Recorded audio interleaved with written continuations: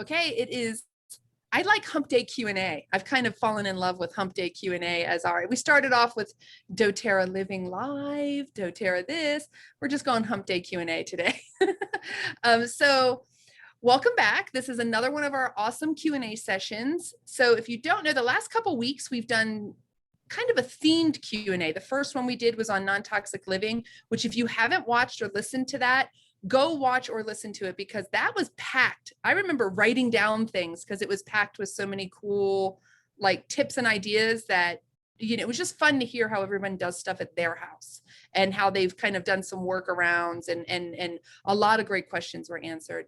Then last week we had the guys sort of version of Q&A as a sort of, you know, celebration of Father's Day and Men of Influence in Our Lives Day, which was cool because we had some of the male members of our community kind of popping on and sharing what they can't live without, what's their go-to, what's their favorite thing. And I thought that was a really good time. So it's always nice to hear from the guys themselves, right? As opposed to us just reporting what they like and, you know, having in their words, right? And by the way, their words are comical at times. So go enjoy that one. But this week we decided, because now we have a lot of questions that have been piling up, let's get back to a regular standard Q&A. And this week we have our wonderful partners. Miss Romelia from Casa Walters Essentials is here. Hello, everybody. Hello. Are you happy to be back to the regular format? I don't know yet. Themes No, are I fun. like the theme. I think the theme format makes it easier for us to kind of, you know, navigate through that because we have so many ideas on, I mean, just look at our groups. Look in our, it's just so many great ideas and a lot of information. These questions make me work. Yeah. Because I have to go and do the research. I have to go find the right answer. Yeah, But I agree. Yeah, and you kind of, it feels like we jump around from topic to topic in these, which can make it a lot of fun because sometimes you don't realize that you want to know about something until you hear somebody some other way that that's asked. So while you might not sit down to listen to an entire podcast about dogs with Cushing's disease, today you're going to find out what to do, and that would be great information for you to have somewhere down the line. And we're going to put it right in between two things that maybe you do care about. So you know it's a variety show, right? We also have our wonderful Joan Sparrow from Bosque Home Essentials is joining us today. Hello, welcome to our Wednesday variety show. Yeah. We're like the Mandrell sisters. We need the outfits that are slightly but all the same, right? If you know what I'm talking about, yes, high five to you. And then of course, the lovely Miss Susan Velasquez from Epiphany Essentials. Hi, everyone. Hello, and I'm Carrie. We're coming at you from Albuquerque, all of us here today, and ready to dive into our big list of questions. I'm just going to jump on in because, like I said, she's a big list. The first one is, okay, this is coming off of our class on Monday, which was our Women's Health and Hormones class. It is recorded. I am getting it up for you. I had some tech issues during that class, so please be patient. But one of the questions is, how can the same blend, so this is a rollerball blend, I believe, work for both hyper and hypothyroid issues? I'm just throwing that right over to you, Miss Susan, because while I believe I know the answer, I would not be as eloquent as you. Well, thank you. That is, I think, one of the most interesting aspects of using our oils. So if you think about how we think about conventional medicine, which is based on what's called allopathic, an allopathic approach, meaning that we use opposites, right? So think about like something simple like diarrhea, stomach upset. We don't use the same thing for diarrhea as we do for constipation normally, right? Those are usually different products that we're looking at. When we're using our oils have a really interesting ability to interact with our body based on our level of homeostasis. So our body's always trying to kind of get back to its happy zone, right? Where it belongs and where it functions most optimally. And our oils can somehow react to the level if you think of it sort of like in chemistry, when you study the way things like sort of go through membranes, and sometimes there's a lot on this side and sometimes there's a lot on the other side, and they kind of balance themselves out. You know, if you think about that absorption kind of thing, our oils are uniquely able to kind of do that in the body. They react to the balance of other things and can either compete or not compete for certain receptor sites when we're talking about hormones, for example. And so that's like really unique and crazy, right? And wonderful and fantastic. So that is why the thyroid blend that we talked about yesterday in our women's health and hormones class is good just for thyroid health, right? Yeah. So you don't have to worry about which end of the spectrum you're on, because our oils are supporting natural, normal happy zone function, right? Mhm. So that's the sort of scientific, sort of not scientific explanation. I don't know if I reached eloquent, but You did. You I gave certainly it my best shot. I would have had some weird analogy that makes no sense. I feel like I kind of did, but that's okay. Frogs or something. No, but I think that it's one of the hardest things to wrap your mind around when you're new to oils is that you're not trying to find a solution to the problem. You're trying to serve the body system or whatever is having the imbalance to bring it back to balance. And so, which to me is beautiful. Like, it feels like all medicine should work that way. It's incredible. Yeah, absolutely. Yeah. Well, and sometimes, you know, there are situations where we need to just get right in and deal with the issue, right? Sure. Because it's life-threatening, or it's, you know, it's emergent.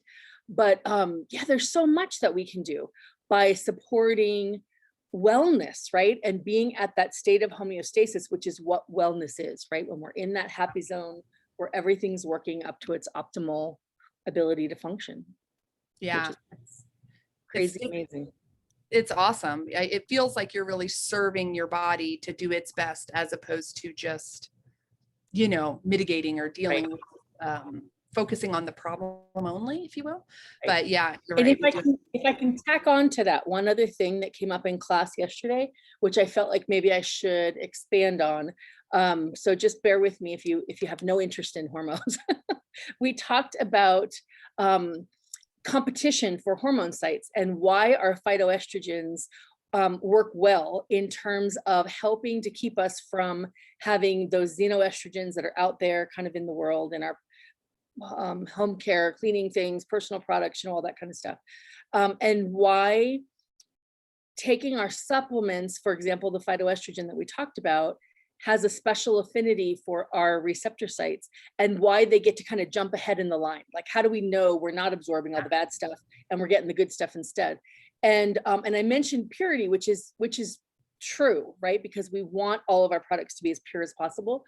But along with that purity goes that the fact that they're in their most elemental form, right? So like when we're using our oils, they have to be, you know, if we're taking them orally, they're being digested or they're being absorbed through the skin, but they're coming into the body in a usable form, right? So like, it's not like eating a salad is fantastic and it's loaded with nutrients, but our body has to break it down and get the nutrients out, right? And separate it and those kinds of things.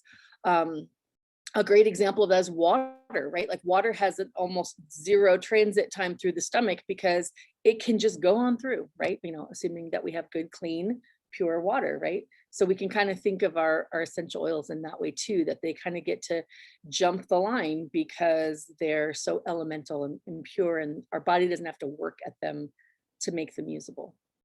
They get the VIP pass, right? Exactly. They got the all access pass. All access. Oh, excuse me. Let me just move the little velvet. I was thinking that too, but without that huge cost, right? This is actual affordable. Yeah.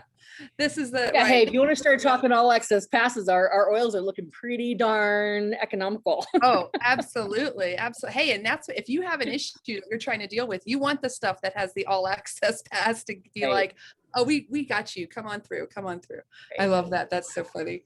All right. Well, in a very large change of direction, we're going to now talk about dealing with bugs in your house. So, like I said, it's a variety show. We're just going to jump from thing to thing here. But it's that time of year, right? If you live in the desert here, we always seem to get a little bit of an ant issue at the changing of seasons, right? As soon as we get the super, super hot weather, we get a bit of an ant influx in our home. I live in a part of town where bugs are just a way of life because we're relatively near the river. And we are in an old part where everything is just old. So, but also in the winter, after the first freeze, I get a big influx of ants again. And so it's just sort of like, oh, here we go. The question is how to deal with ants in your home, taking into consideration things like pets and small children. I think there's a few different ideas on this. Romeo, you just posted on this recently and you had a whole really good recipe.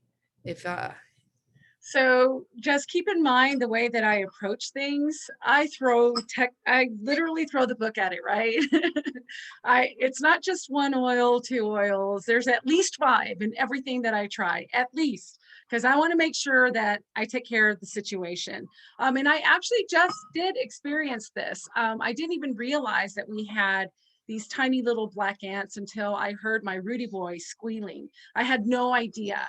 So when I went in and actually put my glasses on so I could see the details, I didn't realize that they were everywhere. So what worked really, really well, and I just took a 16-ounce spray bottle and I added these oils to it. I just did 5 drops of each, lavender, TerraShield, which is our outdoor blend. So the TerraShield has some of these oils already in there, but I really like TerraShield. I think that's a really important oil to have in our health toolkit right now, especially if we're going out and about.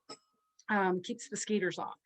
Cedarwood, eucalyptus, citronella, arbor vitae, basil, peppermint, and lemongrass.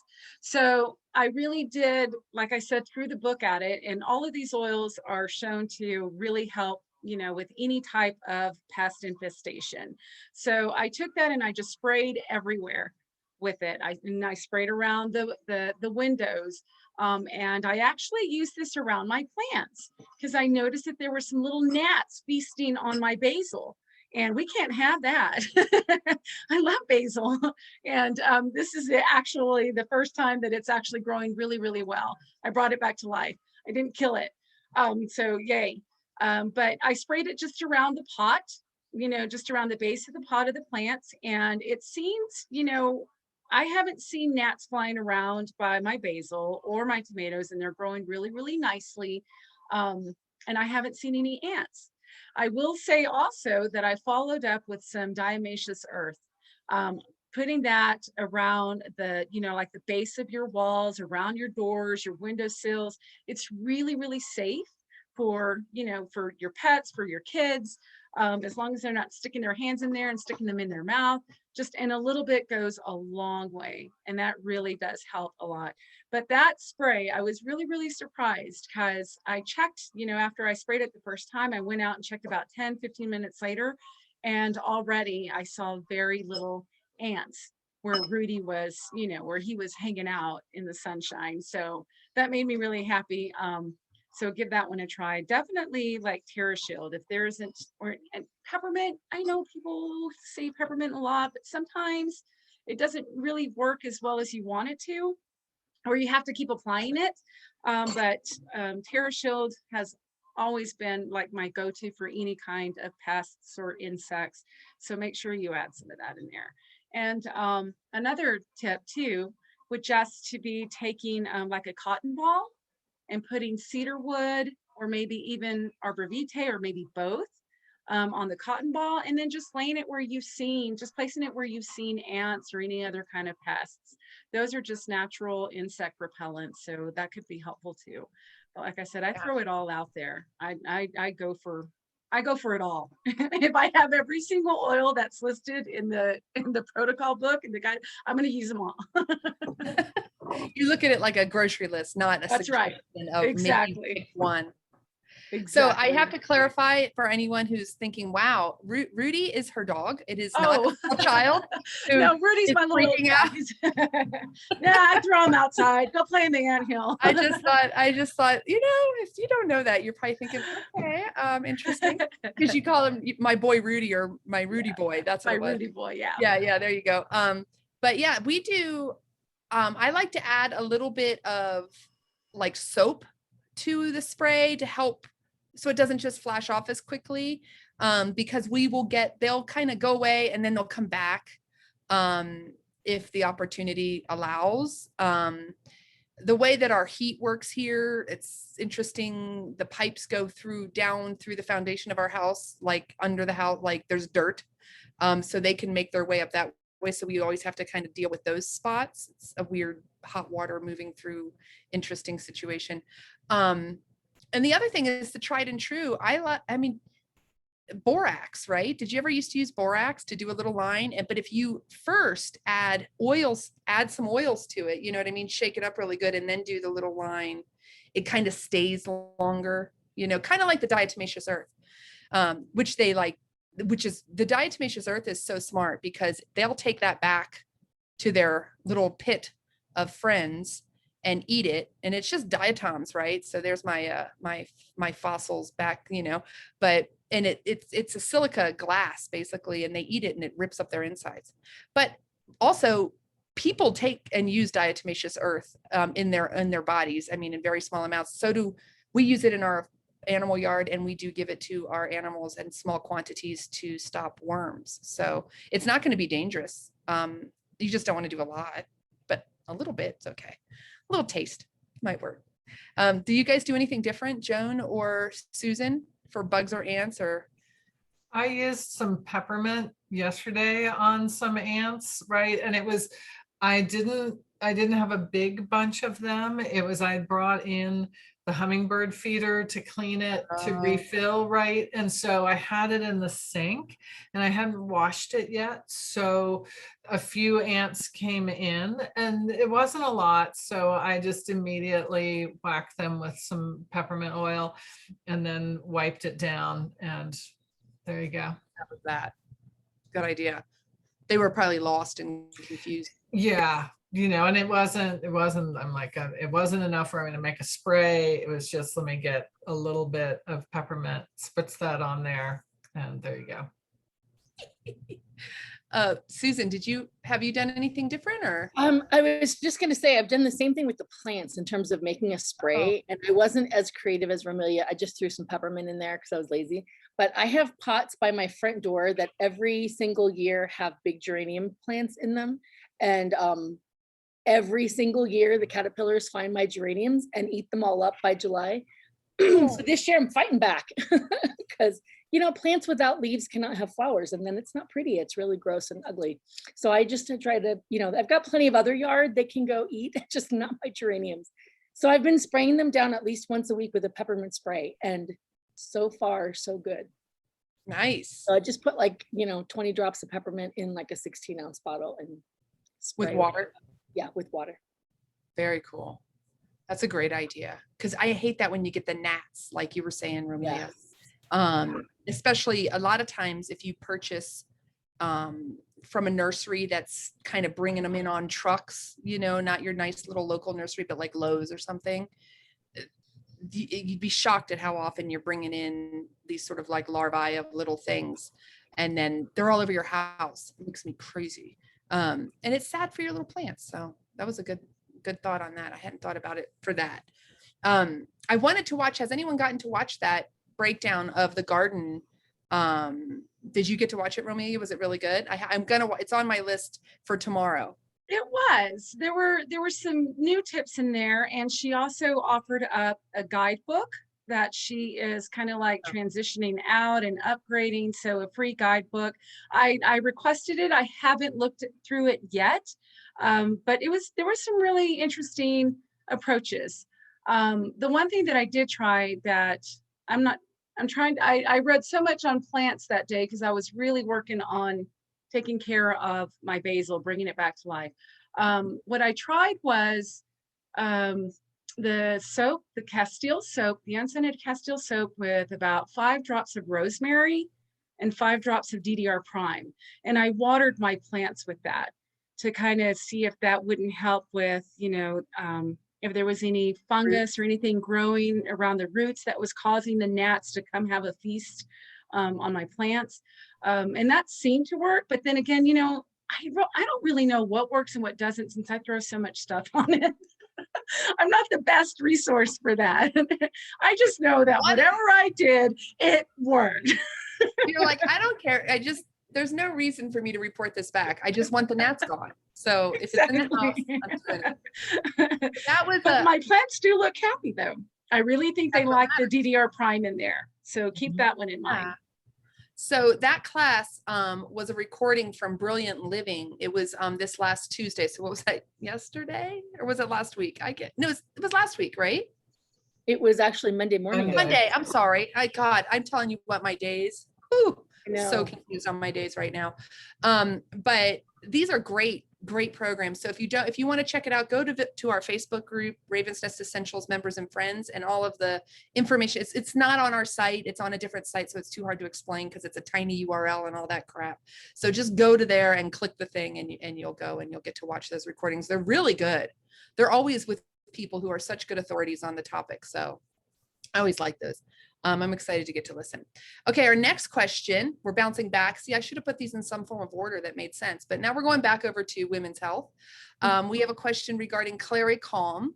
And the question is where to use the Clary Calm roller ball and how often to, help support PMS sort of symptoms that are happening.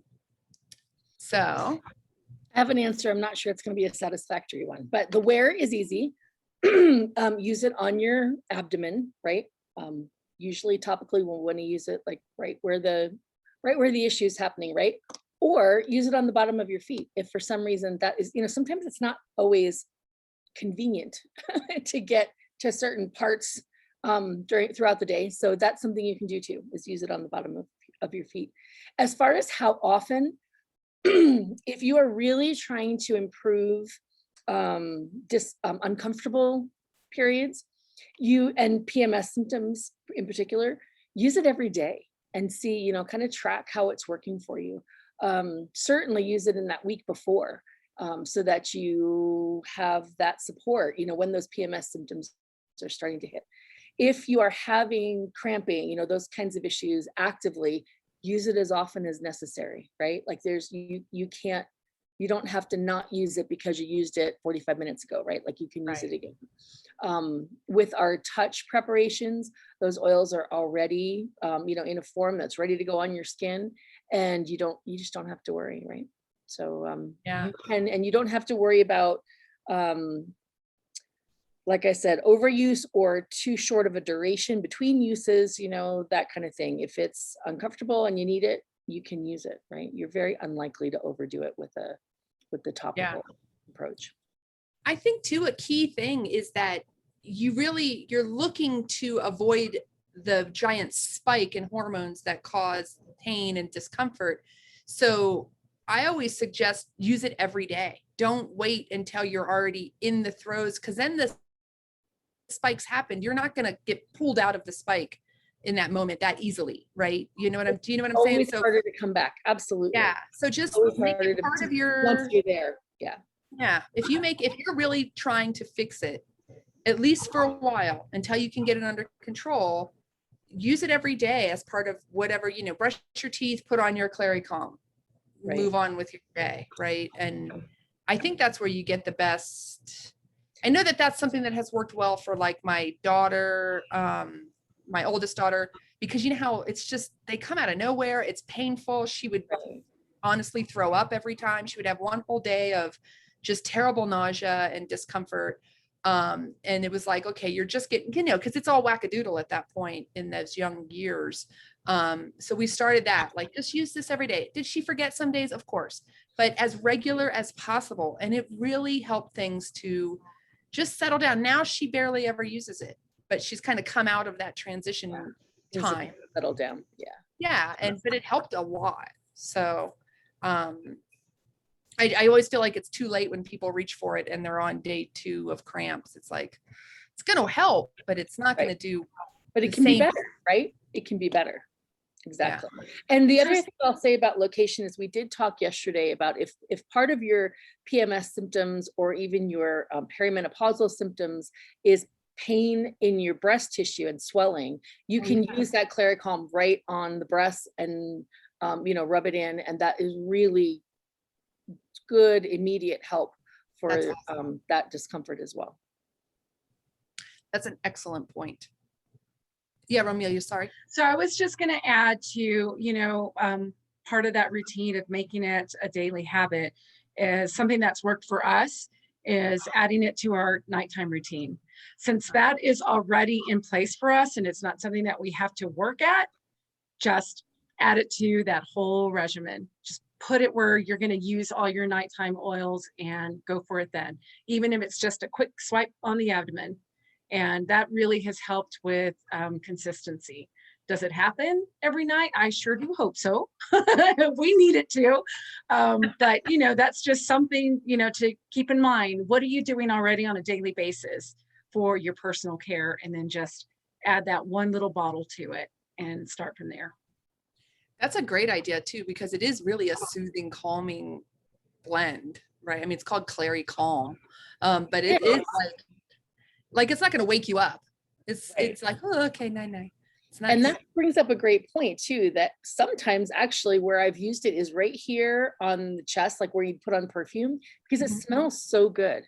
And so don't feel like, you can only use it one way or you can only use it in one place, because you can enjoy the aroma of it wherever you want to put it, right? But, for those specific monthly issues on your abdomen, it's going to be a good spot.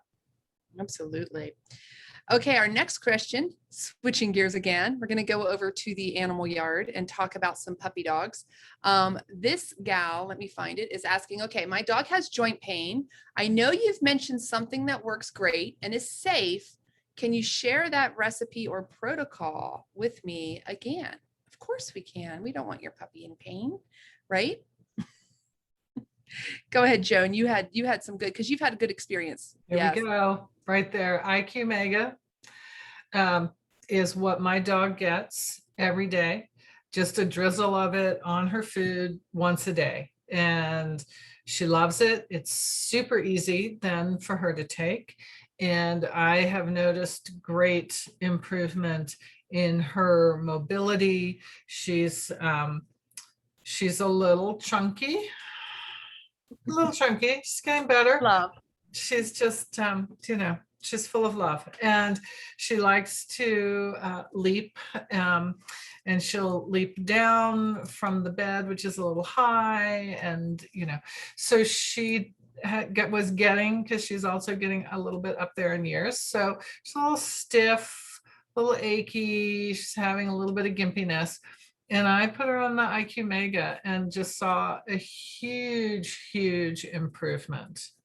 And it's tremendous. And it's super, as I said, super easy to use. And then if you want some extra support, right, if they're really feeling it right away, what I found too, and she takes to this very well, is just a drop or two of copaiba and or frankincense into her water, in her water bowl. And she just drinks it right up, and she takes that in, and that's worked wonders for her. Isn't that, it's honest to goodness. If you've never tried this with your dogs, try it with we had our Olive has never been the agile mobile dog of the family. She's kind of like a potato, if you will. And that's part of her charm. But when we were coming home, traveling back cross country, she really had to use the restroom. And both of our vehicles are really high off the ground. She was in the truck, and she, they stopped, and she tried, we don't know what she was thinking, but she tried to just jump out of the truck from Oscar's lap. And it was quite the fail. Okay. She didn't even land on her feet. We're like, what the heck? Oh. She hit her back legs pretty bad. And was limping and everything, and she's 12. So we were like, okay, great, here we go. Because our previous dog of the same type hurt his paw, or hurt his elbow, actually, if you call it that. I don't know what you call it on a dog. I guess it's his elbow. But yeah. Anyway, and he never did recover from that because of the age and stuff. It's hard, they're old, right? So we were traveling. So we were out of IQ Mega at this point, right? We were screeching in with nothing but fumes oil wise as we came home. And we noticed immediately she wouldn't go up and down any stairs. If she even just tried to jump like off of stool thing in the RV, she would land kind of, her back legs wouldn't hold her body weight at all. She would just kind of flop with the back. It was making her more and more afraid. She was no longer playful, which is something that she's always been, the more playful, goofy one, like, grabbing you to try to get you to pet her and stuff like that. She lost, it was like she aged 10 years in a month.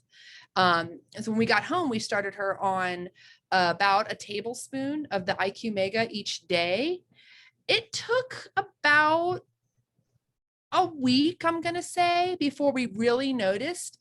And let me tell you, it's like now she's 10 years younger. She's like a puppy. She goes and she will run out the front door and run to our RV and just like a gazelle, right up those stairs.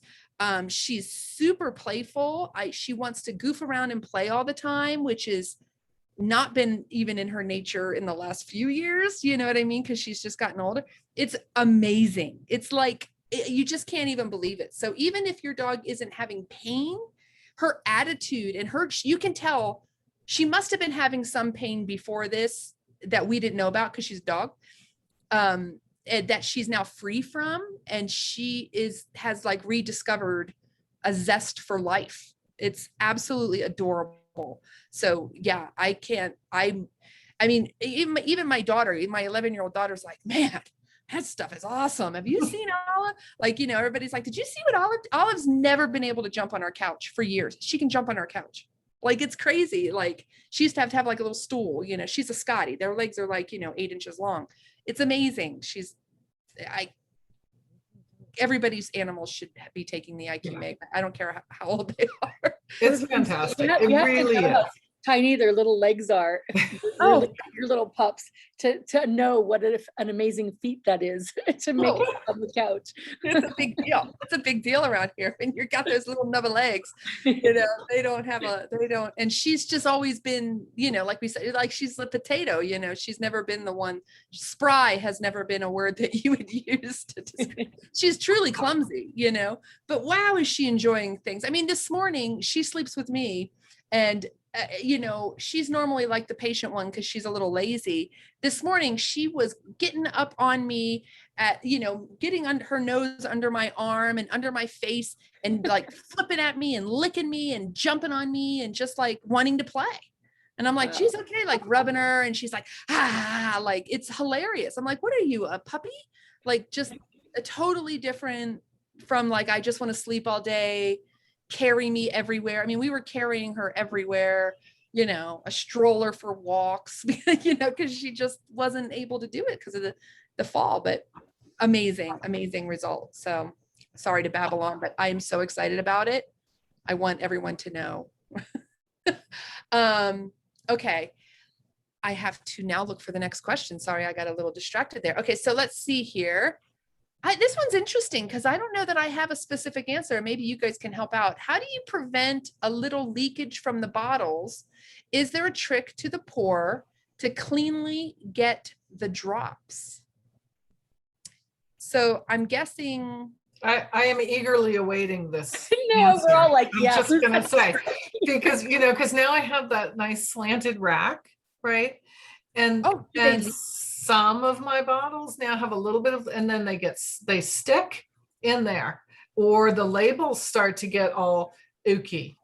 It's a technical term, ooky. And yeah. I think you need to put your lids on tighter. I do. Well, I'm wondering, is the oil spilling or leaking from the pour? Is that where it's coming from? Because I don't think it would leak from the bottle itself. Right. I think it's from the pour. So what you're saying is you're getting a little bit of residual that's sort of pooling there, in or like around the threads. Wow. Right. Just lick it off, Joan. Yeah, but what if it's not an internal oil? Oh, Yes, Can I just say, lick it. the only way to not have any of that kind of around the edges that I have found is to use the pipettes. Proper. If you really are feeling, like you need it precise, you got to use the pipette. Now, here's the downside to that. To really use it the right way, you got to pull the orifice reducer off. Right. Once that is off, you have no idea how easy it is to lose an entire bottle of oils because you went like this and accidentally hit it with your hand or turned around to answer your kid's question or, whatever. I've done it every which way. And having that, as soon as I pop that little white thing off, I am guaranteed to knock it over because it's just the way of the world. So just, take really extreme care. Like if you're doing something where you really need to have a precise drop. So it can be either just the mess issue or that you're worried about losing some of your oils, or that you're trying to make a really precise blend and have a really, like a drop of one oil is not necessarily the same as a drop of another oil in terms of volume, right? Because of the viscosity of the oil itself. And there's not really anything we can do about that. But the pipettes are a little bit more precise in terms of the amount. But you're still going to lose a little bit of oil because some of it's going to stay in the pipette. Right. So I really only do that if we're doing like a bunch of rollers or, something where I really like, we're going to do a big volume of things and we're going to be going back and forth into the bottle, regularly. So that's the best I got. Now, if your vision is good, I will tell you one thing. In each of the orifice little reducers, there is a hole. You will find it when you use something like vetiver, because you'll notice it doesn't come out and then you turn the bottle a little. It doesn't come out and then you turn the bottle a little and then it starts to come out. That's because the air hole is at the top and it's allowing for air to go in to allow for the vetiver to come out. When you are sort of in the mode of being aware of that, it's much easier to get a clean drop without it running back. Do you know what I'm saying? Because you get the air working with you and it doesn't pool as much in this sort of reservoir, weird catchy neck, if you will, of the orifice reducer. I don't know what to call it. But that's the only thing I can think of. But I got to tell you, I cannot see that damn thing. It is too small. It is so small. It's really hard to see. I can't see that. And for me, vetiver just immediately, as soon as I open a bottle, the orifice remover comes off and the dropper top goes on. And I use a dropper top with that one because I just can't. Yeah. I just can't even. I mean, I suppose I could get like a giant gross of dropper tops, but then I wouldn't have some. But I have the label sticking on there. Exactly. But I think that those would leak on that slanted. But I think the I'm with dropper top Romelia. might leak. I don't think it's leaking just from that. I think it's from the drop and getting a little. Maybe I'm just messy, right? Maybe it's just me. It's the oils. It's just. It's really interesting though, because I have that slanted guy, and Manny has it too. I've never had that happen. Oh yeah, so because I've got a number of mine that are what sticking. That means though is I think it's like one of those things when we're hanging out. It's like, show me what you're doing and I'll show you what I'm doing. And we can, because there has to be a reason then. I mean, we are even at this, you're a block away. We're even at the same elevation over here. Like there's nothing different about what we're doing. But you know what I'm saying? Like we can roll it all out. So I'm coming over and I want you to, and I'll show you how I do it. And you show me, because I can imagine how that would be. And I've had that slanty thing for well over a year.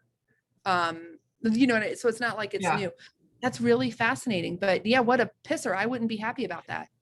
I don't want it to be a mess, but more important, I don't want to waste it. I think you should do what Julia said. You should just lick it.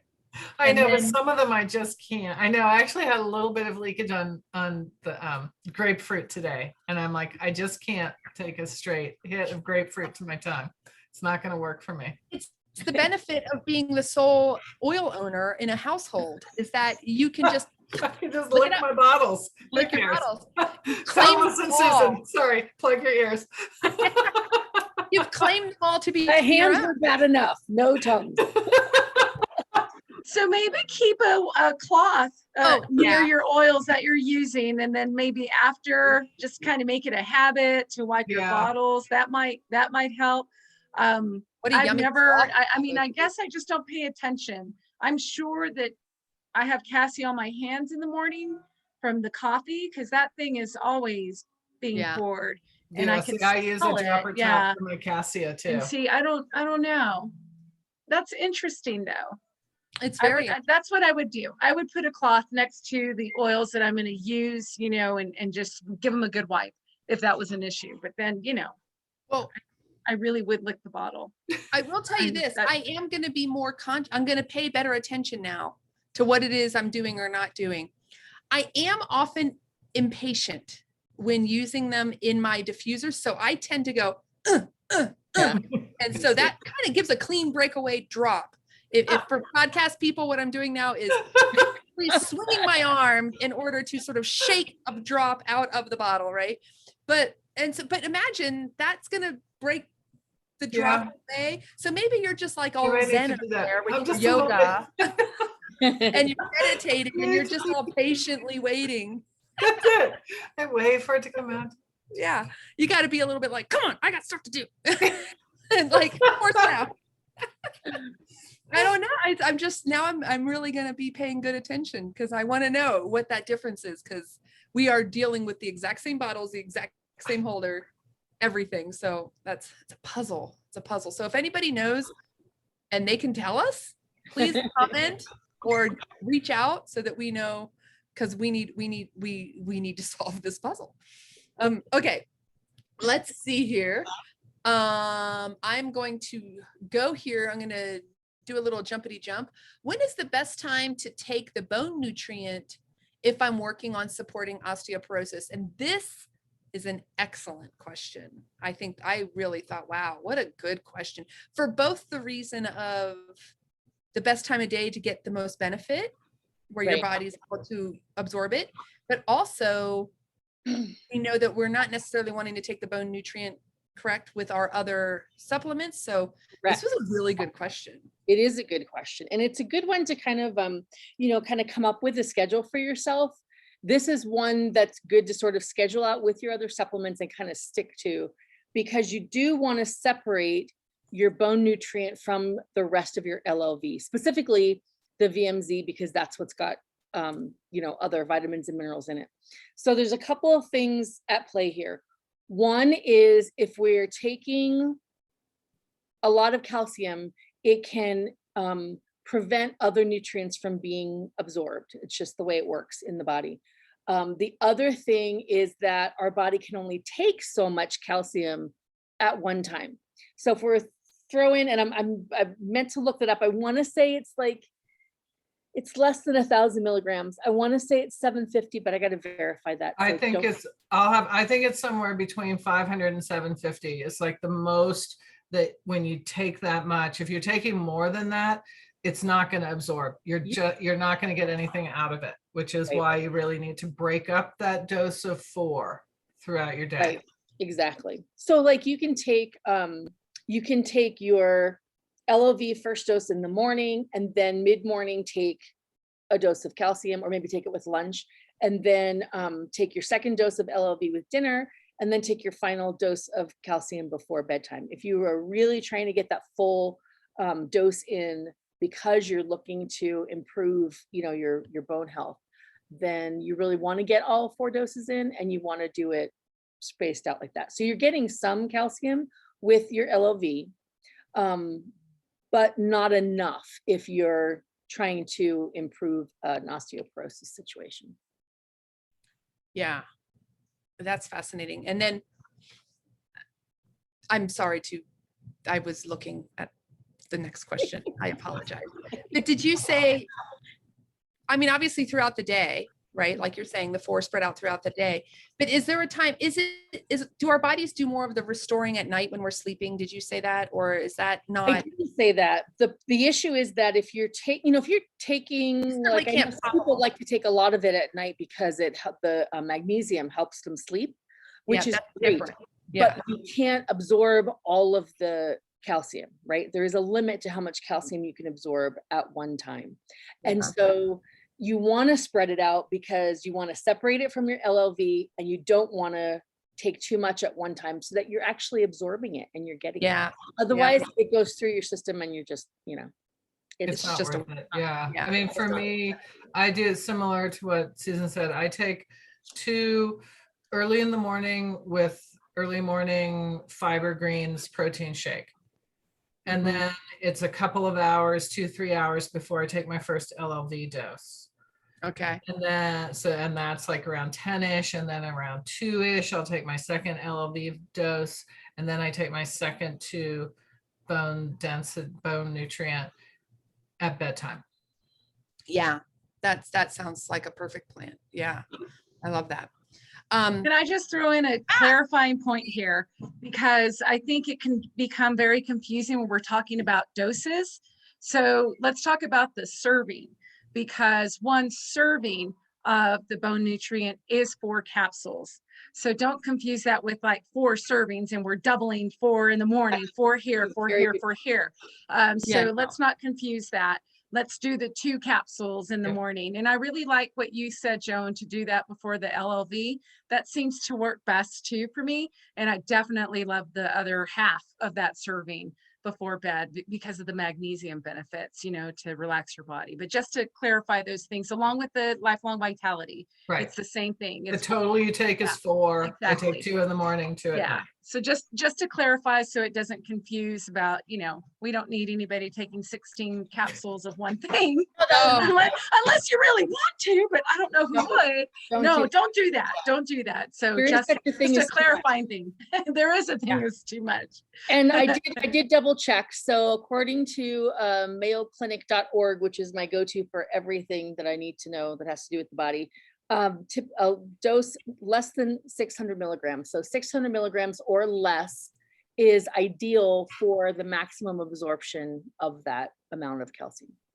So there you go. And I want to say, I think 2 of our capsules is about 500. Is about 500. So that fits right in there. It's perfect. Yeah. Yeah. And isn't the additional around 100? Is it around 100 or is it around 150 or 200 that's in the LLV? That's hard to know. Sure. I have the book. I have to look it up. I have the book, but I do like, Joan, what you were saying, because I like the idea of sort of bookending sleep with it. That seems also like, I don't know, smart. Yeah. Well, and for me, just, I don't know. It wasn't that much thought. It was just like, how do I fit it in and get it like to not interfere with other things and not have too much. I'm like, okay, this works fine. Hey, let me tell you, for years I took it with my LLV because I never knew it was, I think it was in one of these classes during the last year that I learned that it was preventing full absorption of my LLV, and was like, oh crap. Okay. And so we're always kind of, reworking because we're always learning. I don't know that that's necessarily something that everybody knows. I think they just kind of take their supplements when they take their supplements and they add that in. Well, and I think too, we need to note that ours are not like what you typically find. Yeah. Because those do have a lot of fillers, and something may say 1,000 for one big capsule, 1,000 milligrams of calcium, but we already know that unless there's vitamin D attached to that, or you're eating it with a certain food, you're not going to absorb that. So it's probably okay for people to take that, at a certain time or with other supplements. But ours are they're so beautiful in the way that they're formulated that we're going to absorb everything that's in there, unless we're doing something that exactly. But that's why we should pay attention to these things, especially with our supplements, because we want to get the most out of them. But that just speaks again to doTERRA's purity and just the way that they put so much care and thought into how they package things and prepare things for us, so that we don't have to think too much about it when it enters our body, but just when it's going to enter our bodies.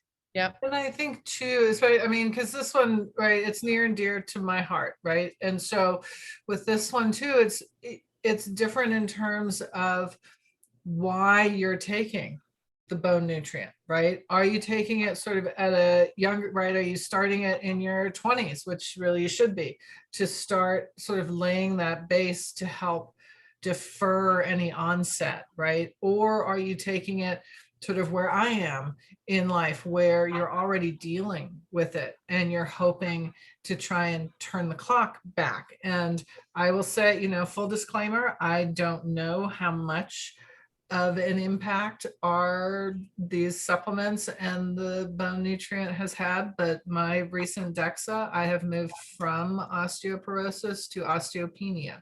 So I have gone backwards in Yeah. a way, right? It's the time you want to go backwards. Right. Right. So compared with everything else and, you know, and weight bearing and all that stuff, it's trending the right direction. So I do pay a lot of attention to when I take it and how I take it. Well, you know, and a fascinating, just in thinking about what you've been doing, even in the last year with your lifestyle and the adoption of it. So the more active, because you've really picked up a lot on the actual physical activity that you've been doing. And like Manny noticed that with the supplements that he's done, he feels more able to work harder at his workouts because he's got the supplements on board. And so but then with osteoporosis, the beauty there is that more physical activity also helps with that, you know, that physical, you know, workout, helping with that too. So you were almost kind of doubling up on the benefits. It all works together. It's synergistic. Yeah, really cool. I mean, I think it's just awesome. Susan, did you? Yeah, I was like, I got an answer on the amount. I looked them up. So if you are wanting to know the down and dirty on any of the supplements, go to doTERRA.com, look up the supplement that you have a question about, and go to the bottom of the page and you'll see in purple PIP, which is the product information page. And when you pull that up, it's a PDF. When you pull that up, it has the actual nutrition label that is on the bottle. So you can get to the actual ingredients, which is really helpful. All right, so a full dose of LLV, a full 1 day serving, which is 4 VMZ capsules, is 500 milligrams of calcium. So if you're taking 2 at whatever time, you know, at a time, you're getting 250 milligrams of calcium with the other array of nutrients that are in there. So you can count on 500 milligrams a day if you're taking the full dose of LLV, which is 4 capsules of the VMZ per day. And then you can add to that your serving of the bone nutrient, which is 1,000 milligrams if you're taking 4 capsules. Wow, okay. There you go. Thank you for looking that up. I love those product information pages. Yeah, they are so helpful, especially with the supplements, because there's so much, you know, there's all these details. Yeah, they're super complex. So, okay, so let's move on to our next one, which is, I love this one more time. Tell me again how to help my body with the current injections. So this is going to be related to how to just support our bodies through vaccination. A lot of people have already been down this road and can share their experiences. I have found that, and I mean to tell you, for the past 6 months, maybe, we've heard so many different ideas on support and protocol and what to do. I think that you could become as intense, if you will, about it as is your comfort level. But at the bare minimum, in the idea of keeping it simple, I think doing at least, you know, half of your body weight in ounces of water every day with lemon or any of the citrus oils is key. And honestly, I would up that to 3/4 of your body weight.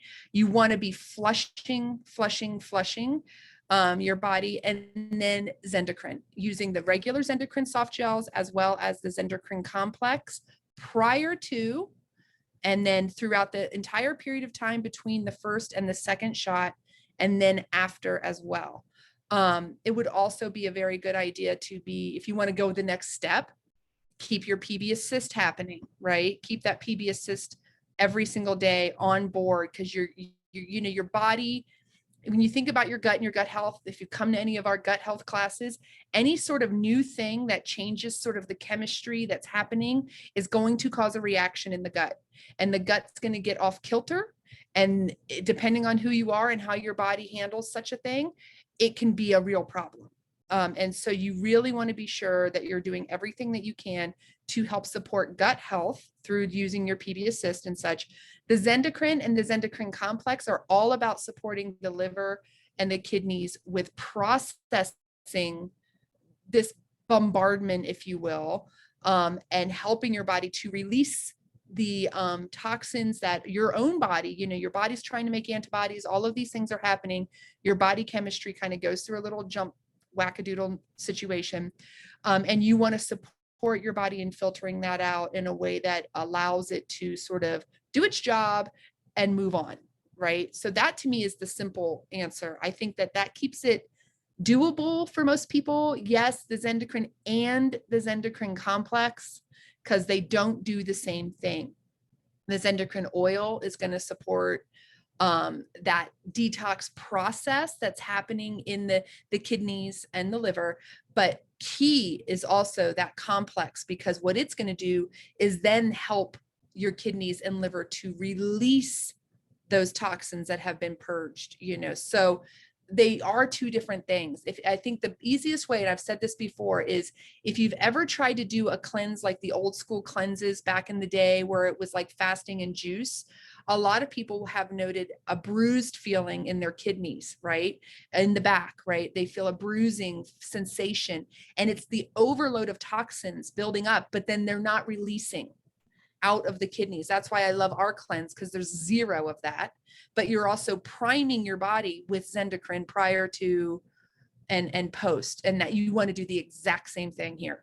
And I think from what I've heard, this has worked beautifully, and it's simple and affordable. It's not the whole, because boy, you can get into some serious amount. I mean, and you can go further, but I think that's the simple answer. Has anyone heard or been doing anything that's sort of outside of that? I think if nothing else, the water, I'm telling you, water. Yeah. I mean, life. that's what worked well for me. And yeah, key that Zendocrine, loads and loads and loads of water, more than you think you need, way more. And then I found also very helpful, right? Because there can be, for some people, there certainly was for me, some soreness and stiffness, right? That's part of it often. And so it's very helpful to, when you get whatever might be being injected into your arm, whatever sort of thing it is, vaccine wise or otherwise, be sure and move, like immediately be moving your arm, keep that arm moving a lot. And then, yeah, even, like immediately after, like you're driving away, just wave at people, whatever, not the queenly wave, right? Just give them a big old wave. And put some, I used Copaiba topically and Deep Blue Rub, and that helped a lot. And I was also taking some Copaiba capsules with it too, just for sort of overall aches and pains, which can come along with it. And then maybe, I might say add on to there too, there can be quite a bit of fatigue sometimes. And so having some Mito 2 Max on hand can be helpful there as well. But those are, if you can really only do one or two things, water with lemon and do the Zendocrines, absolutely, that's going to help a lot. Yeah, I feel like that's a really if like you said, if you can't do anything else, do that, because that's simple. That's going to be the biggest impact. Everything else is going to help. Yeah, and start it several days ahead, right? Don't do it sort of just after the fact. Start several days ahead, sort of preloading your body, getting your body ready to be more receptive, to accept it easier. Yeah, I mean, that's you really have to prime the pump. Prime system is the key there. And so, I mean, that's how come when we do our cleanse, we do the Zendocrine and the Zendocrine complex for 10 days before we ever do the GX assist. Yeah. Because, and if you don't do that, oh, do you notice a difference, right? Having the body ready for this process is key. And that's why also, because of the build up, the antibodies that you're working on and the process that's happening between shot 1 and shot 2, really important to maintain the habit with the Zendocrine and the water throughout that period. It feels like a long time. It feels like, you know what I mean? I take them every day anyway, because, you know, I do enough damage to my liver and my kidneys that I require such things, but I have those tools and it's okay. You know, don't get lazy in there, because you feel like, oh yeah, no, your body still needs that support. And then after the fact, continue on, even I would say for at least 4 or 5 days after, if not longer. I would, you know, like I said, I take them every day, but yeah, really, really important tool to have in the water for sure. Okay. Anyone else have anything on that? We're good. Okay. So here we go. Next one, I'm going to bounce up a little bit here to okay, what can I use for swelling and pain on my ankle? I also have a big scrape from the injury. So I'm assuming they also want information on how to support the scrape. So some ankle pain. So it's interesting because it sounds, you know, obviously there's a difference between ankle pain that's just, you're like, I don't know what's going on, I'm getting swelling and pain in my ankles, versus you had a fall, right? So any thoughts on ideas for something like this? Like, you know, sort of that swelling, not quite a sprain, it sounds like. Well, I gather that it was an injury because there's a scrape from the injury. Yeah. So typically what's worked for anyone here whenever there's any kind of joint pain, lemongrass is great for that inflammation, that as an anti-inflammatory. And marjoram works really well for, you know, any of the muscle soreness that can accompany that. So I mean, my top 4 for anything joints or pain is always copaiba, frankincense, lemongrass, and marjoram. You can add that lavender for the scrape. And the lavender also has anti-inflammatory properties. So you're getting a double whammy there. And then just supporting it really for any injury like that. If there's a lot of swelling, put some ice on it, start there and rest it. And don't try to be a superhuman person walking on it. Listen to your body, rest it. Elevate, exactly. Yeah. But is it rice, rest, ice? That's it. Compression, elevation. Yeah, there you go. I'm learning from Susan. I have trouble with the first one. But anyway, lemongrass is great because it'll support the ligaments around that area. Marjoram supports the muscles around that area. And then frankincense and copaiba are just amazing healers for it. It's funny because you said the rice thing, because I was about to throw in there. I love that lemongrass for ligaments, right? L&L, and marjoram for muscles. It's such a great thing to remember though, because it really is I mean, it's an easy way to kind of keep it in mind. Joan and Tammy, you guys had some thoughts on this too. Go ahead, Tammy. I was just going to say, use some Correctex on this cut, on the scrape, to heal it. Did you hear me? Correctex? What was that? Correctex. Yeah. Correctex. Yes. Correctex is wonderful for any cut, skin abrasions, anything that you need some healing with and some support. Correctex is awesome. Yeah. And it greatly it's fast and it decreases scarring for sure. Joan, yeah. Yeah, I mean, Marmelia hit it. That's my joint blend. So for whatever may be happening in the joints, right, use that. I use that preventively as well as after the fact, right? It's great. And definitely, as Tammy said, I said the Correctex on the scrape. Right. So some of those you might want to sort of be careful around depending on the scrape, right? When you're putting those oils on, to maybe sort of go around the scrape and then put the Correctex there. And then, you know, if there's like some pulled muscles, strained muscles, I would toss on, you know, put the oils on, put that group of oils on, and then put some deep blue over that. And that's going to help to really drive those oils in, really help it work.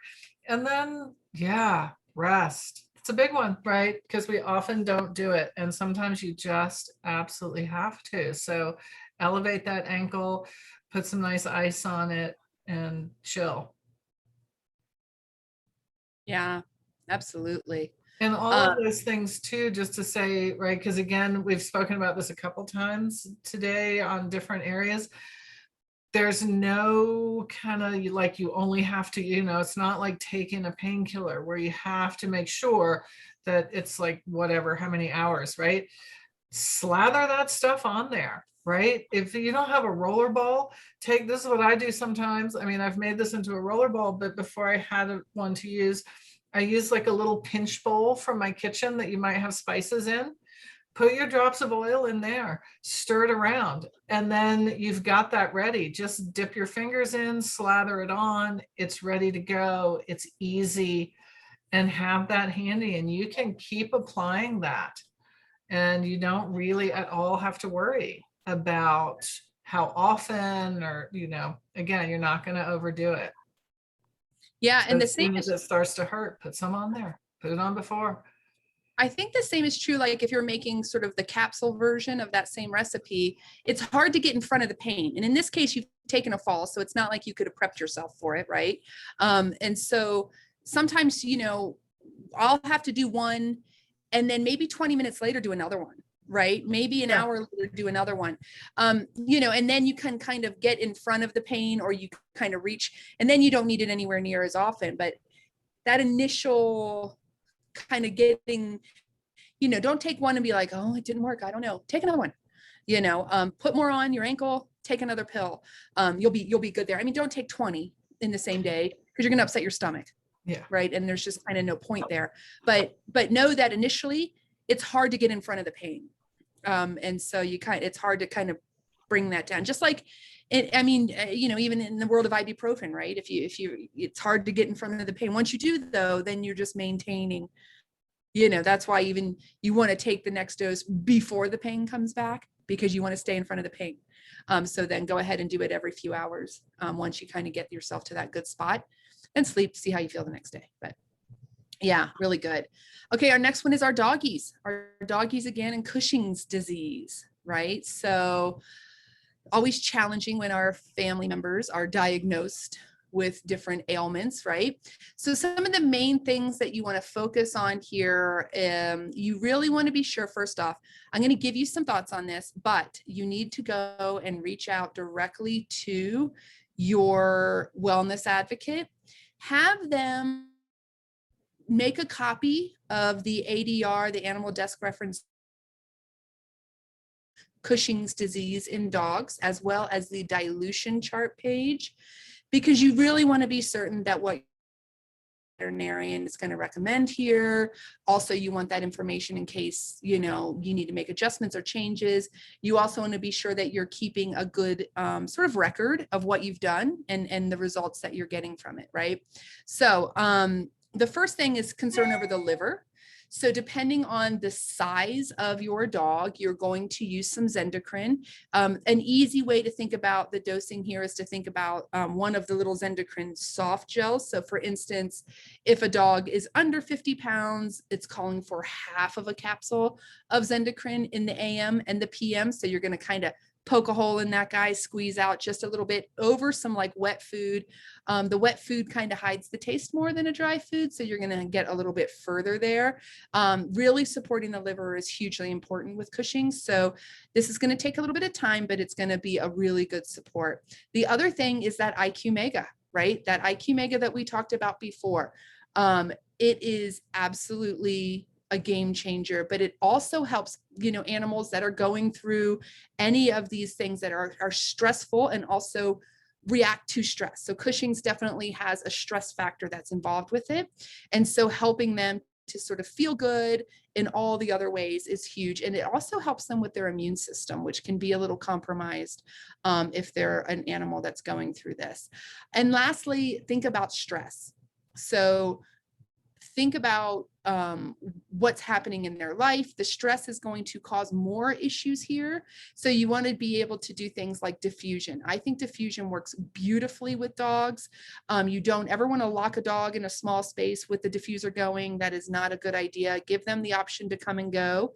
But having, like in our house, you know, I mean, I do this with my kids, you know, I get all the diffusers bumping with whatever the let's all like take a breath moment, right? So get your lavender going, some balance, copaiba, all of these are wonderful to help reduce stress.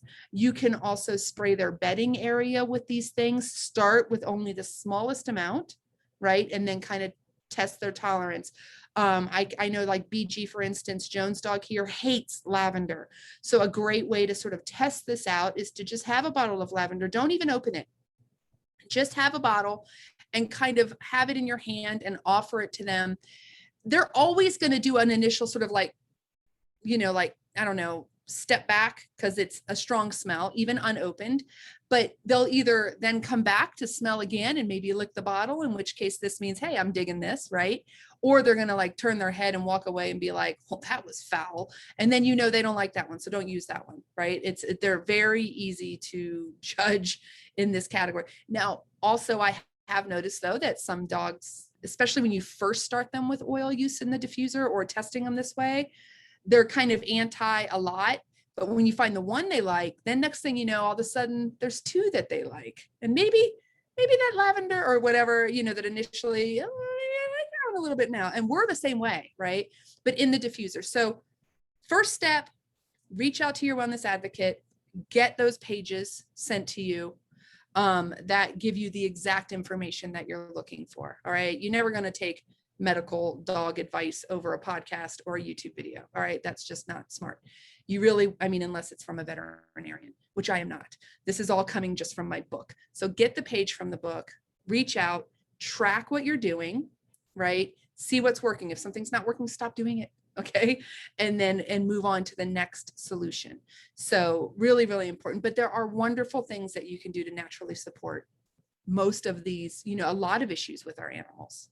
And having the right guide. We talked about this yesterday in our guidebooks workshop, having that right guide that's written by someone who really knows. I will throw out the warning I threw out yesterday when it comes to animals. There are a tremendous amount of reference books available on the market that talk about essential oils in animals that are not written by veterinarians and are not written by people who I would consider to be qualified to really be telling you what to use with your animals. Be sure, I like the ADR too, and I like, oh gosh, it's going to be right here still on my desk, I'm sure. The book written by Essential Oils for Pets by Janet Rourke. Either of these are great references that I personally trust. So keep that in mind, watch out.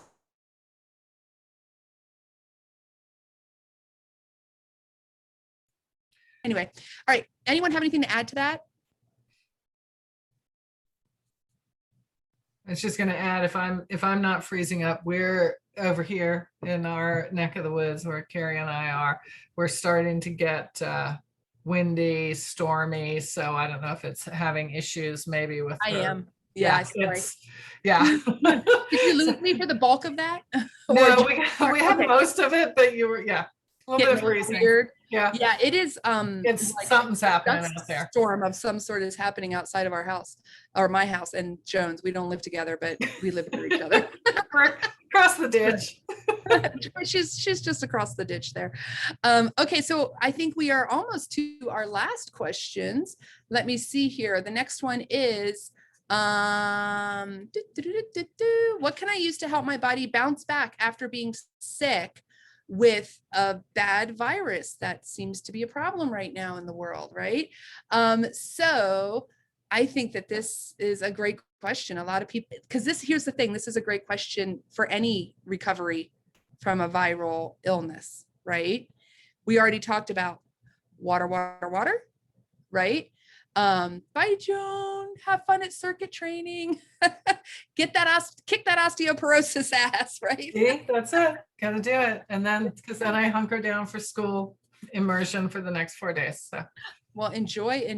Thank you. It's great. Thank you for all your help tonight too. So fun. Bye, everybody. Bye. So I say we handle this the same way we handle recovery from any really strong virus that's kind of wiped you out, right? So who has, what are your tip? Obviously the water, obviously the Zendocrine, PB assist, rest. So does anyone have anything else to add for, really kind of maybe getting that respiratory strength back, getting our energy back, replenishing our gut? Susan, go ahead.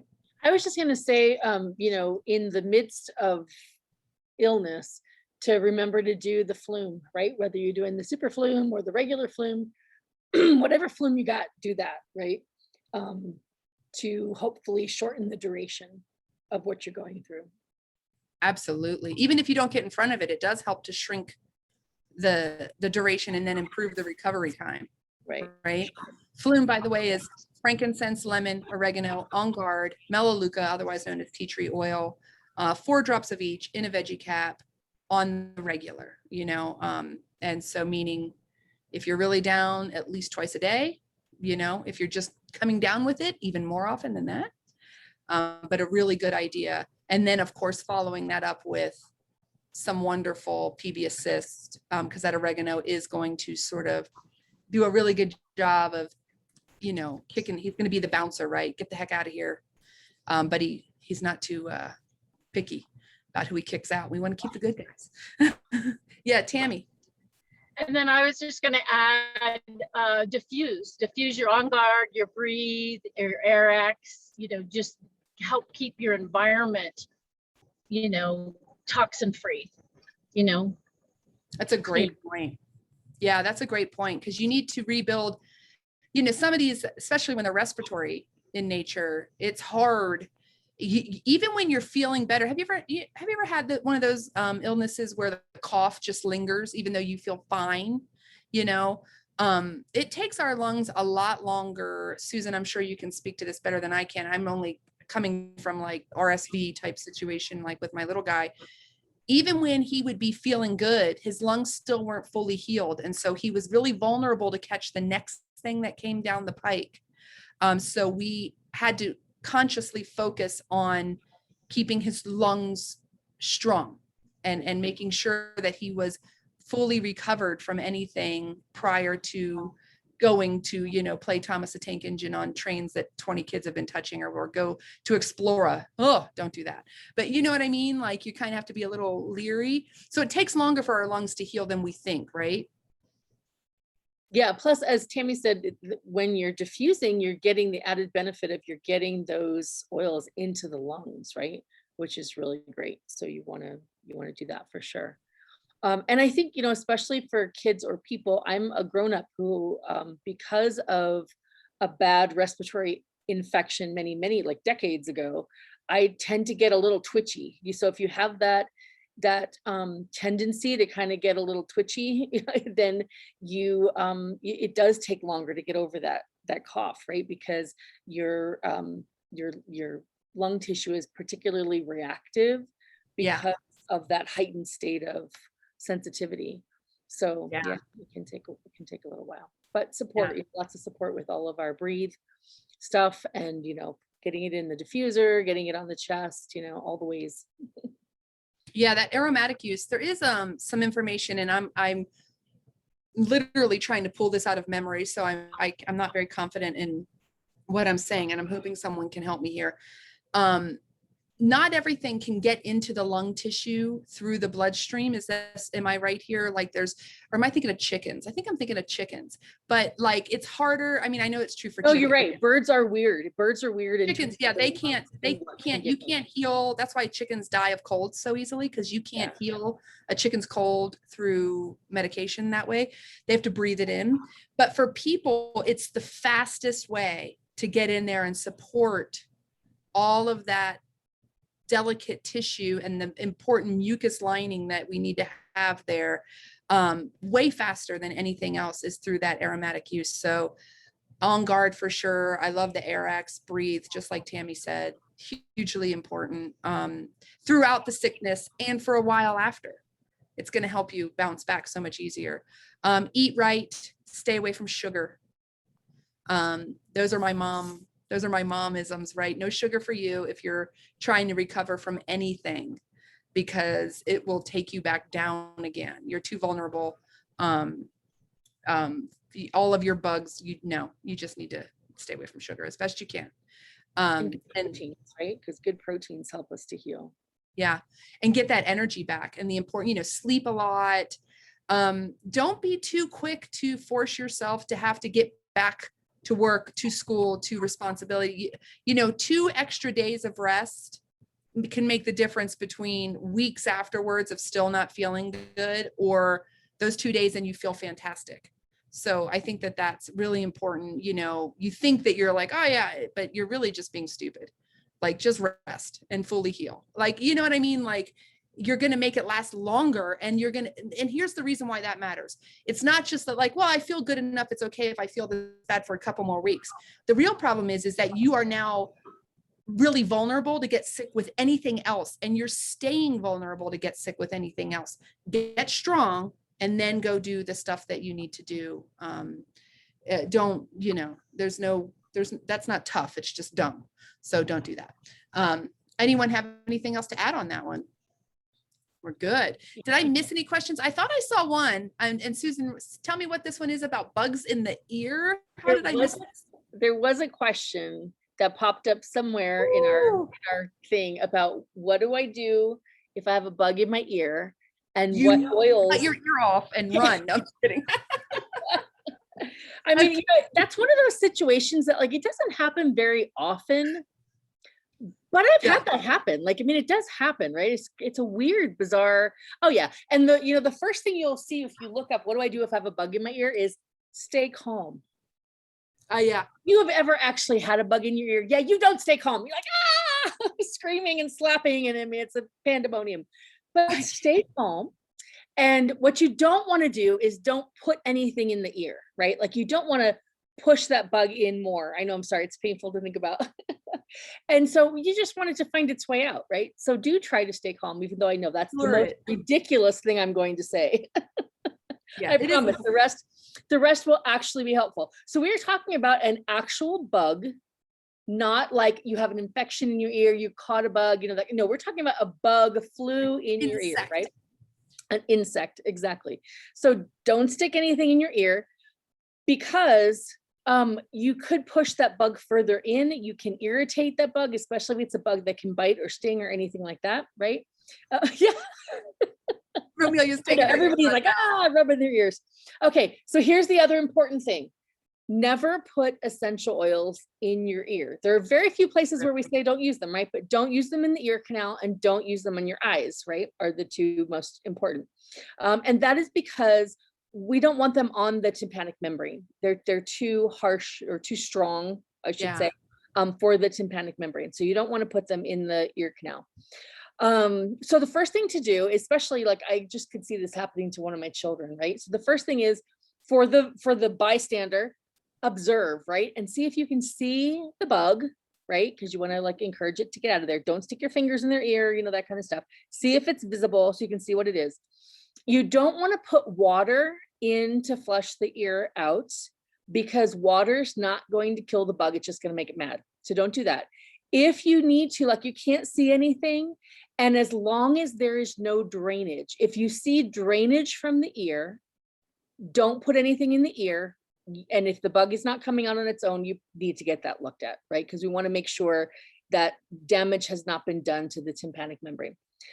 If there's no drainage and there's just this bug and it won't come out, and your child's freaking out, or you're freaking out, or whatever the case may be, you can use a little bit of kitchen, like, olive oil, vegetable oil. We would refer to that as like a carrier oil, right? Because it's not the essential oil. Don't put the essential oils in your ear. Put a little bit into the ear, and then have your person, like, do the other side, and hopefully that bug will then drain out if they haven't already. If the bug does not come out, then you still need to go probably see somebody and get a little bit of help with that, because what you need is an otoscope. You need somebody who can look at it, with the otoscope and see what's going on deeper in the ear canal than you can safely get to. So there's my marginally helpful advice for what to do if you get a bug in your ear. Wow. Yes. Yeah. I mean, you hear about it. It does happen. It can happen. Yeah, absolutely. And Yeah. there's a lot of bugs out there right now. Holy moly. Are there like, I kept waiting for you to say like, you know, put a lollipop by the, like lure it out with a treat. Well, you know, I did see a thing because I did look up to see if what my instinct would be like what, you know, Boogie, boogie, boogie. and there was a suggestion, not on a medical site, so I want to put that out there. Yeah, right. There was a suggestion to like have the person lay with their affected ear up and take a little blade of grass and just sort of like think about like tickling the, you know, like the outside of the ear, thinking that the bug might like be intrigued by that. And I don't know that yeah, I can't see that happening in my world. I think if I could get olive oil in my child's ear, that would be a lot. In my I'm pretty world, sure that would be an ER visit, period. immediately. I'm not going to deal with it. I'm not going to shove anything in anybody's ear. I'm just not, that is not my area. I am freely and welcoming somebody else to take care of it. I can't even imagine. You know how many, my kids who hate the creepy crawlies, this would be like a psychotic episode. Post-traumatic stress syndrome. Yes. There would be I therapy. am not involved. kidding. Oh my gosh. It would, I it hear would ya. be I hear horrible. you. Imagine. Horrible. I I could. can't even. Yeah. So you can use your oils to calm your person down. There you go. Slap There in you some go. lavender and whatever else you need to. I like your first thing. Remain calm. No, right? Oh, No such luck over here, man. Get I'm gonna in, be- let's go. I hear you. I'm going to be sleeping with earplugs in now for quite Oh my some time. gosh. The thought of Oh, I that. can't even imagine. And Yeah, that just How, I mean, I'm going to not, how with 5 kids I've managed to not have this yet. This one hasn't come up yet. Is beyond me, but I will be distributing. I ear- have the EBGBs so badly right now. I can't even. so it's sorry. just oh Well, I'm trying to picture all the different kinds. You know those long like Oh, silver no, fins? don't do that. That's all I can think of are those. You know what I mean? You know what I'm talking Yeah, about? no, No, thank you, but I don't think so. Yes, so that's interesting because there were several things I thought you were going to say. Like I know that for ear infection, mhm. you don't put oils down in the ear, but you can put a cotton ball Right. and Yes. it kind of fumigates the ear. I Yeah. really thought that's where you were going to go in that, but I don't know what you would use because I'm Well, afraid you don't want to bug deeper in. and you Yeah. don't want to cover up the ear, the For opening. sure, no, yeah. I was hoping you can kind of get him drunk and then he comes Yeah. falling out or something. I don't know.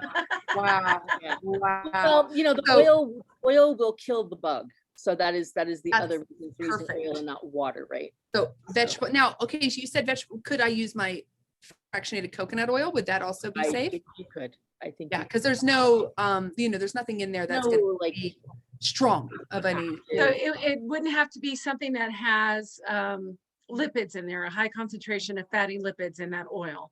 That has nothing to do with it, as long as it's a safe, like ingestible oil. ear. an ingestible oil, exactly. And that's Okay, why I okay. think I automatically go to kitchen. And because Yeah. I know that when I had when my kids were swimming, we had a few cases of swimmer's ear. Right. And so that is one thing that you can do for swimmer's ear is use a little bit of olive oil to just rinse the ear. And because it's an outer ear, it's not an inner ear Right. situation. Yeah. It's the irritation from the chlorine.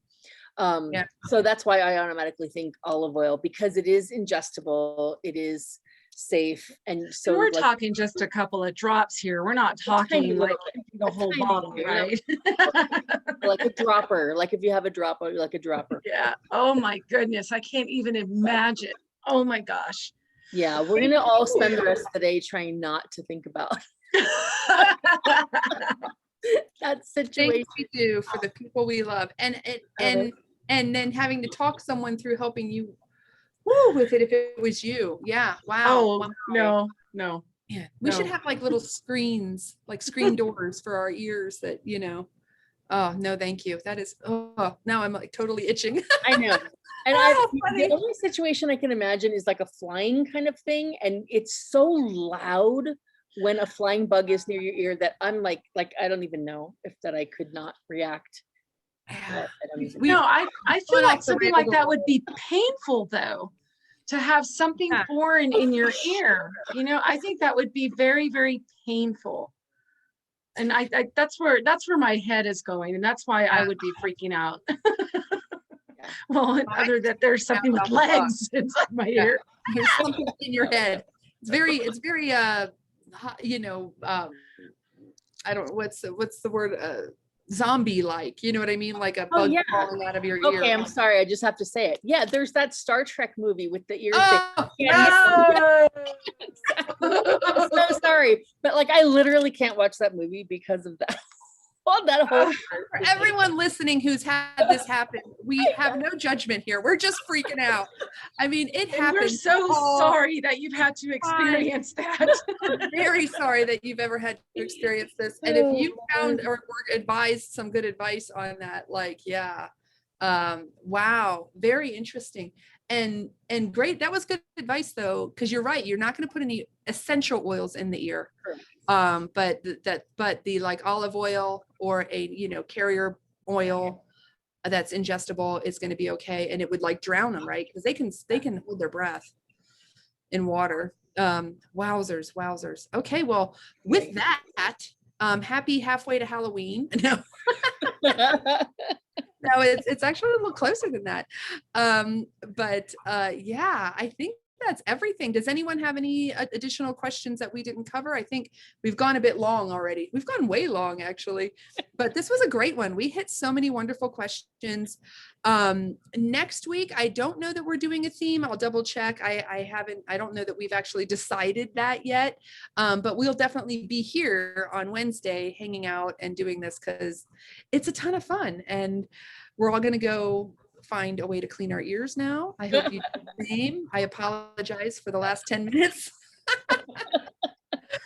You should insert like a warning, you know, warning. Yes. If you are freaked out, please turn this off at 1 hour and 24 minutes because This is cringe level here, cringe level, nightmare level.